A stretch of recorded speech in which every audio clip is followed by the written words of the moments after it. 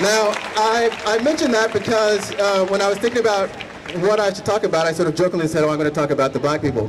And then when I thought about what I should talk about, it is about what's happening as a result of this vote. You know, last week, I was thinking about last week when we elected the first black president, and you could feel all across the country, that we as a nation sort of sat back and said, look what we've done. And all of a sudden, white people and black people could talk about race in a way that was positive and really helpful. And in the black community, it was especially special.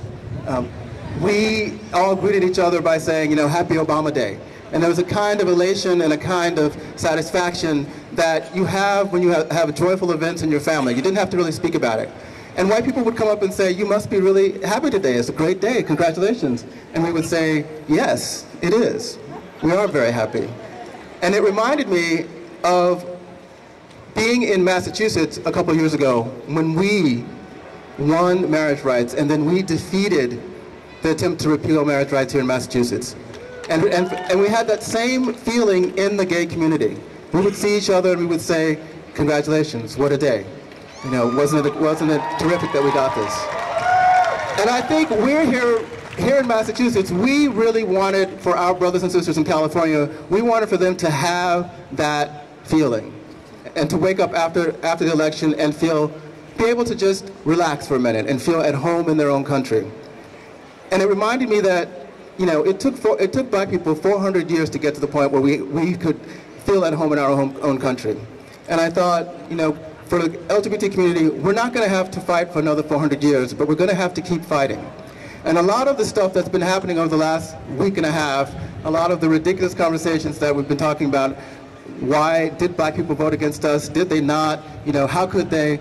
All of that is irrelevant. What we have to do is keep going.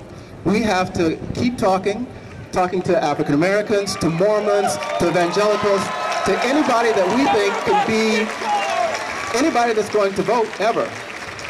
And, you know, I think that's really why we're all here. Because, you know, we have marriage here in Massachusetts. We want it for the whole country.